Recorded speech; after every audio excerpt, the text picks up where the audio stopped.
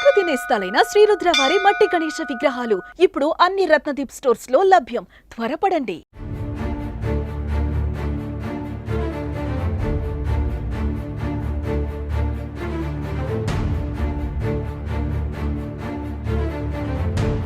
ఆంధ్రప్రదేశ్లోని విజయవాడ జల దిగ్బంధంలో మునిగిపోయిందని చెప్పవచ్చు. తుఫాను మిగిల్చిన కథలో నుంచి ఒక కథే ఎం పావని కథ. సో ప్రస్తుతం మనం చూస్తున్నాము విజువల్స్ లో నా వెనకమాల కనిపిస్తున్న ఇంటి లోపలికి దాదాపుగా నీరు అనేది వెళ్ళిపోయింది. ఆ సామాన్లు పరుపులు అన్ని కూడా నీటి మట్టం అయిపోయాయి.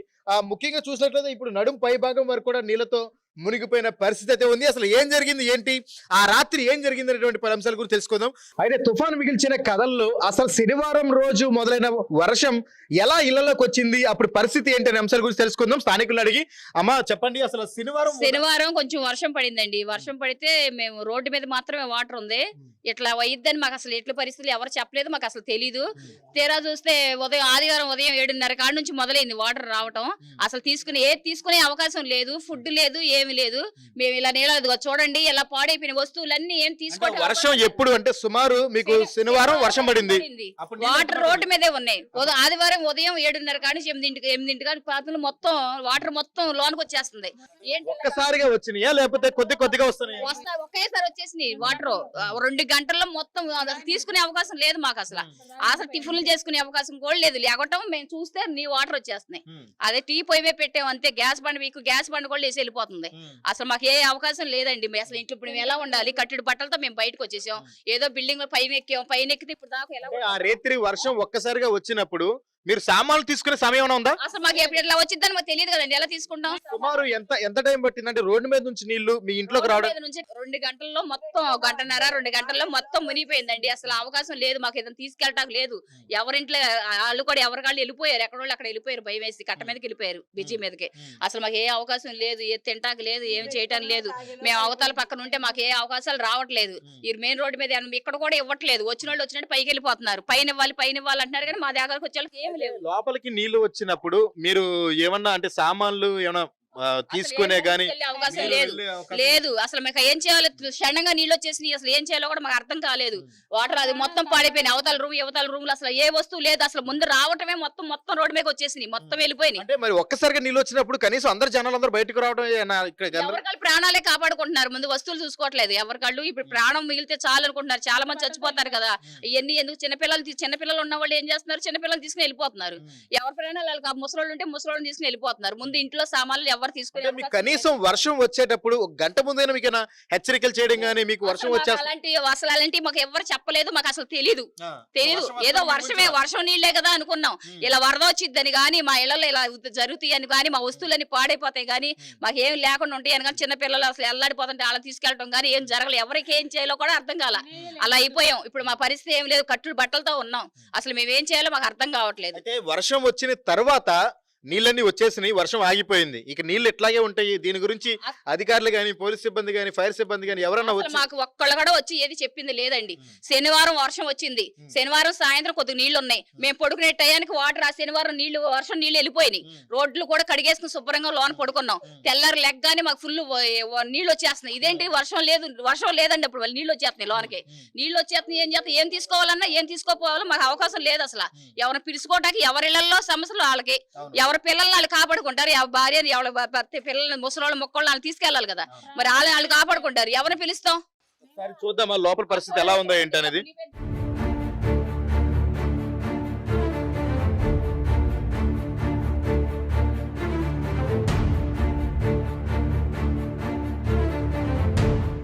వెళ్ళాలి. ఎందుకంటే మీరు ఇప్పుడు మనం నిలబడింది రోడ్డు అంటే రోడ్డుకి ఎడ్జ్ భాగంలో నిలబడ్డాము.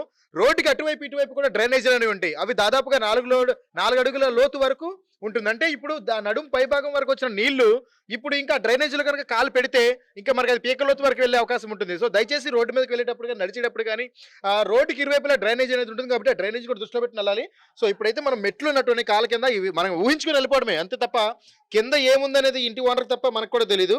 సో ఇప్పుడు మనం లోపలికి అయితే వెళ్ళడం జరుగుతుందంటే వర్షపు నీరు ఇప్పటికి లోపలికి వచ్చి 3 రోజులు కావచ్చు జరగడంతో ఆ లోపలంతా దుర్వాసన అనమాట. అంటే ఏంటంటే మురుగుడు నీళ్ళు అనేది పారుతున్నంత సేపు బాగానే ఉంటుంది, కానీ నీరు అట్లా స్టక్ అయిపోయినప్పుడు మాత్రం ఖచ్చితంగా దుర్వాసన వచ్చేస్తుంది. అంటే మీరు ఇంతవరకు రోడ్డు మీద ఉన్నప్పుడు బాగానే ఉంటుంది, కానీ అదే ఇళ్లలోకి నీరు వచ్చినప్పుడు మాత్రం ఆ పరిస్థితి వర్ణాతీతం అని చెప్పొచ్చు. ఇప్పుడు మనకు ఆల్రెడీ తెలుస్తుంది, నా కాళ్ళ కింద బురద, అంటే ఇప్పుడు నీళ్లపై నుంచి ఒక అడుగు వరకు నేను బురద లోతులో అడుగు పెట్టాను.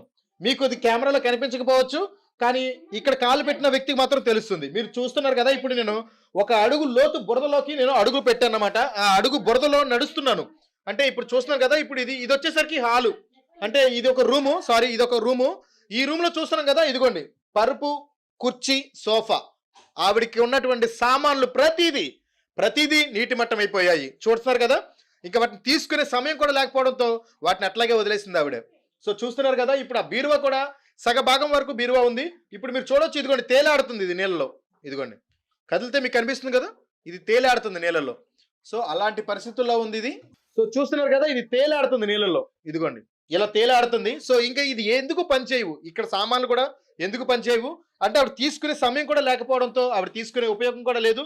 అయితే ప్రస్తుతం అయితే మోకాళ్ళలోతు బురదలో అడుగు పెట్టి నడుస్తున్నాము, ఎందుకంటే ఆల్రెడీ ఇదంతా మట్టి. ఒకవేళ నీరుని ఇప్పుడు హుటాహుటిగా తరలించినా సరే బురద అనేది అలాగే ఉండిపోతుంది. మళ్ళీ బురదను క్లీన్ చేయడానికి మినిమం ఒక వారం రోజులన్నా పడుతుంది. అంటే వీళ్ళు కోలుకోవడానికి ఎట్లేదైనా సరే 3 నెలల పాటు ఓన్లీ ఈ పని మీదే ఉంటేనే వాళ్ళకి ఇక ప్రత్యామ్నాయంగా వేరే పని చేసుకోవడానికి కూడా అవకాశం లేదు.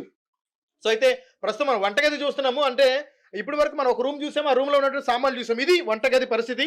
ఇక్కడ పవర్ సప్లై కూడా లేదమ్మా, 3 రోజుల నుంచి లేదండి. 3 రోజుల నుంచి 3 పవర్ రోజుల సప్లై నుంచి లేదు. లేదండి. ఓకే, మీ ఫోన్ ఛార్జింగ్ పెట్టుకోవడం కానీ అసలు ఏమి లేవండి, ఏమీ లేదు. అవకాశం లేదండి. ఓకే, ప్రస్తుతం మనం వంటగదిలో అయితే ఉన్నాము. వంటగదిలో వాళ్ళు వంట చేసుకోవడం దేవుడెరుగు. గ్యాస్ బండ నీళ్ళల్లో ధర్మకోల్ లాగా తేలాడుతుంది. అంటే వరద ఉద్రిక్తత, నీటి ప్రభావం ఎంత ఉందనేది అర్థం చేసుకోవచ్చు. ఇంకా ఎలాంటి పరిస్థితుల్లో వాళ్ళు వంట ఏం చేసుకుంటారు, కిచెన్ దాదాపుగా మునిగిపోయింది. వీరు ఉన్నటువంటి నిత్యావసర వస్తువులు, సామాన్లు, బియ్యం కట్లు, ఏవైతే పప్పు దినుసులు ఉంటాయో అవన్నీ కూడా పూర్తిగా నేలమట్టం అయిపోయాయి. ఇక్కడ ఏమీ కనిపించే అవకాశం కూడా లేదు. చూస్తున్నాం కదా, అంటే వంటగదిలో దాదాపుగా మోకాళ్ళపై వరకు కూడా నీళ్లతో వచ్చేసి నిండిపోయింది. అంటే ఇది 3వ రోజు కాబట్టి కొంచెం తగ్గింది. ఇంకా గడిచిన రోజుల్లో అయితే ఇంకా నిన్న చూసినట్లయితే ప్రభావితం ఇంకా చాలా ఎక్కువ ఉండే అవకాశం ఉంటుంది. ముఖ్యంగా ఈ నీరు కూడా బాగా కలుషితం అయిపోయింది. అంటే నీరు ఎటు ప్రవహించేది లేదు. రోడ్డు మీద ఉన్నటువంటి వ్యర్థాలు కానీ, ఇటుపక్క చుట్టుపక్కల ఉన్నటువంటి వ్యర్థాలు కానీ అవన్నీ కూడా ఈ నీళ్ళలో కలిసిపోయినాయి. ముఖ్యంగా ఈ నీరే చాలా ప్రమాదకరంగా తయారైంది. ఇప్పుడు మనం చూస్తున్నాం, ఇదిగో నీళ్ళలో జర్రి పాకుతుంది. ఈ నీళ్ళలో పాకుతున్న జర్రిది. సో అంటే వీళ్ళు ఇక్కడే జీవించాలి, ఇక్కడే ఉండాలి, కానీ పరిస్థితి ఎంత దారుణంగా ఉందో అర్థం చేసుకోండి. అయితే మనం ఇంకా చూస్తున్నాము, ఇంకా ప్రాంతాల్లోకి వెళ్తున్నాము. ఇప్పుడు బయట పక్కకు వచ్చాము. బయట పక్క చూస్తే ఇదే పరిస్థితి, నీళ్లు కూడా ఇదిగోండి ఇలాగే ఉన్నాయి. సో చూస్తున్నాం, నీళ్ళల్లో తేలాడుతున్నటువంటి సామాన్లు మీరు చూడొచ్చు. ఆల్రెడీ ఇక్కడ కనీసం తింటాకి రైస్ అన్న దాచుకునేవాళ్ళం. ఇప్పుడు రైస్ కూడా తెచ్చుకున్నప్పుడు ఇది మంచాలు మొత్తం పడైపోయినాయి. ఆ రూమ్ పడైపోయింది, ఈ రూమ్ పడైపోయి తెచ్చుకుని ఇలా పెట్టుకున్నాం, అయినా సరే ఈ పడైపోయినాయి. మాకు ఏ వస్తువు మిగిలేదు లేదండి. ఉన్నాయి, చాలా కొట్టిపోయినాయి. అలమారులో అయితే చాలా కొట్టి వెళ్ళిపోయినాయండి, బయటికి వెళ్ళిపోయినాయి. అసలు మేము ఏం చేయాలో మాకు అర్థం కావట్లేదు. నీళ్ళు అసలు బయటికి వెళ్ళిపోయినాయి. అసలు తలుపులు వేద్దామని అసలు అలమారులో అన్ని కొట్టుకెళ్ళిపోయినాయి. అసలు ఇప్పుడు మేము ఏం చేయాలో, ఎలా ఉండాలో కూడా మాకు అర్థం కావట్లేదు. అంటే ఇక్కడ వరద ఉధృతిగా పెరిగే కొంచెం ఏమైందంటే సామాన్లు, తేలి వస్తువులు అన్ని కూడా బయటికి వెళ్ళిపోవడం జరుగుతుంది. ఇలా వెళ్ళిపోతున్న వస్తువులు పట్టుకునే క్రమంలో కూడా కాళ్ళకి దెబ్బలు తగిలి అని చెప్పేసి ఇక్కడ స్థానికులు చెప్తున్నారు. చూసినట్లయితే కెమెరా ముందుకు వచ్చేసి చూస్తే కనుక మీరు చూడొచ్చు, ఇదిగోండి సామాన్లన్నీ కూడా. సో ఇది ప్రస్తుత పరిస్థితి. చూసారు కదా, నడుము లోతు నీళ్ళల్లో మునిగిపోయినటువంటి ఇళ్లను చూసాము. ఆ ఇళ్లలో ఉన్నటువంటి వస్తువులు ఏ రకంగా మునిగిపోయో చూసాము. అయితే ఇంకా వాళ్ళ పరిస్థితి ఏంటనేది, ఇప్పుడు వాళ్ళు ఇంకా సంక్షోభంలో ఉన్నారు. అసలు వీళ్ళు ఎలా జీవించాలి, మా జీవనం ఏంటని చెప్పేసి ఇక్కడ ఉండే ప్రజలు ఆవేదన వ్యక్తం చేస్తున్నారు. చూడండి ఎలా అయిపోయింది. ఇప్పుడు మేము ఏం చేయాలండి, మాకు ఏం అర్థం కావట్లేదు. అసలు ఎలా తినాలి, బళ్ళు అన్ని పాడైపోయి రోడ్లోనే ఎంత ఉందండి, మా ఇంట్లో ఎంత ఉండదు చూడండి. అసలు మాకు పరిస్థితి ఏంటో కూడా మాకు అర్థం కావట్లేదు. ఇది ముందే తెలిస్తే ఈ బాధ ఉండేది. మా పెద్ద అబ్బాయికి కూడా, మా పెద్ద బాబుకి కూడా దెబ్బ తగిలిందండి. చాలా పెద్ద తగిలింది. దాన్ని తీద్దామని లోపు మొత్తం చాలా పెద్ద దెబ్బ తగిలింది. చాలా బాధపడతాడండి మా అబ్బాయి. ఏం చేయాలో అర్థం కావట్లేదు. మా పిల్లలకు వచ్చి దెబ్బ తగిలింది, ఏదైనా సహాయం చేసుకోవడానికి కూడా లేదండి మాకు. అసలు చాలా ఇబ్బందిగా ఉంది. మరి పెద్దమ్మ కరోనా టైంలో కూడా ఇంత ఇబ్బంది పడలేదండి. అప్పో సప్పో చేసుకుని టయానికి అన్ని తినేవాళ్ళం. తెలిసింది కాబట్టి జాగ్రత్త పడ్డాము కరోనా టైంలో. ఇప్పుడు అసలు అవకాశం లేదు. మా అబ్బాయికి దెబ్బ తగిలింది, మేము ఏం చేయాలో మాకు అర్థం కావట్లేదు. అసలు ఇలా అయిపోయిందండి మా పరిస్థితి. కరోనా టైంలో అసలు చక్కగా ఆనందంగా తిన్నామండి. అసలు టయానికి అన్ని తిన్నాము. ఇప్పుడు అసలు మాకు అసలు తెలియలేదండి. ఇప్పుడు ఏమవుతుందో కూడా మాకు అర్థం కాకుండా పరిస్థితిలో వచ్చేసినాయి. మా వస్తువులన్నీ పాడైపోయినాయి, మా పిల్లలకు దెబ్బలు తగిలినాయి. ఇప్పుడు మా పరిస్థితి ఏంటో మాకు అర్థం కావట్లేదండి. ఏం చేయాలండి ఇప్పుడు? అసలు మేమేం చేయాలి? తింటాకు కూడా లేవు, అన్ని రైస్ మొత్తం కొట్టిపోయినాయి. ఇప్పుడు మేమేం చేయాలి చెప్పండి. సో ఇది ప్రస్తుత పరిస్థితి చూస్తున్నాం కదా. కరోనా సమయంలోనే మాకు కొంచెం బాగుంది, కనీసం అప్పుడైనా సరే ఇలా నీళ్లతో ఇబ్బంది కాదు కానీ ఆకలితో ఇబ్బంది పడ్డం తప్ప ఉండడానికి తిండి పడుకోవడానికి స్థలం అనేది ఉంది, కనీసం ఇప్పుడు ఉండడానికి స్థలం కూడా లేదు. అలాంటి పరిస్థితుల్లో మేము ఉన్నాము. ఇప్పుడు మోకాళ్ళ లోతు అంటే నడుంకు పై భాగం వరకు ఉన్న నీళ్లు పోవడమే ఒక ఎత్తు అయితే, దీని తర్వాత ఉన్న బురద అంటే ఇప్పుడు మనం నిలబడింది నీళ్ళలో కాదు బురదలో. ముందు నా మోకాల వరకు బురద ఉంది, ఆ బురద పైన నిలబడి ఉన్నాము, కాళ్ళు అయితే కూరుకుపోయి ఉన్నాయి. ఇప్పుడు నీళ్ళన్నీ పోయిన తర్వాత ఆ బురదను క్లీన్ చేయాలి, అదే పెద్ద టాస్క్ అని చెప్పొచ్చు. సో ఇక్కడ వీళ్ళ పరిస్థితి ఏంటి అని అగమ్య గోచరంగా ఉన్నారు.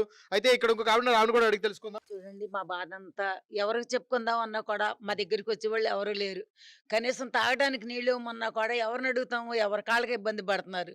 అవి వెళ్తున్నాయి బాబు మంచినీళ్ళు లోపలికి అంటున్నారు, మాకంటూ తాగడానికి కూడా నీళ్లు లేవు. ఇదిగో మా పరిస్థితి ఎట్లా. నేను ఊరి నుంచి వచ్చాను చెల్లి దగ్గరికి, కనీసం ఏమైపోయారని నేను వచ్చాను ఆ రోజున ఇదంతా ఇలా జరిగింది. తీసుకున్న అవన్నీ పట్టుకుని ఎలాగోలా ఏదో ఒకటి ఎక్కువగా రేటుగా ఉన్న వస్తువులన్నా తీసుకుందాం అనుకుంటే ఈలో పెద్ద బాబు మీద కాలు మీద పడిపోను, కాలికి దెబ్బ తగిలింది. ఇక బాబు కూడా కిందకి రాట్లా, ఇక అందరం పైనే ఉండిపోయాం. ఎక్కడ ఉన్నారు మీరు పైన? ఈ చర్చి అయ్యా ఇది, ఈ చర్చిలో ఉన్నాము. ఒక 30 మంది దాకా ఈ చర్చిలో ఉండిపోయాము. తెల్లారి కతి ముసలి వాళ్ళని పిల్లల్ని వాళ్ళని కతి కట్టకి చేర్చేసాం. వాళ్ళు దూర ప్రదేశాల్లో ఉన్న వాళ్ళ చుట్టాల ఇంటికి వెళ్ళిపోతామంటే పంపించాం. మేము మాత్రం ఒక 10 మంది దాకా ఇంట్లో ఉండిపోయాం. ఇక ఎక్కడికి వెళ్తాకి లేదు. ఎక్కడికి వెళ్ళాలన్నా ఇప్పుడు చుట్టుపక్కలే ఉన్నారు మా బంధువులు కూడా, వాళ్ళ పరిస్థితి కూడా ఇదే. మేము వెళ్ళి వాళ్ళ దగ్గర ఏం చేయము, అందుకని ఇక్కడే ఉన్నాం.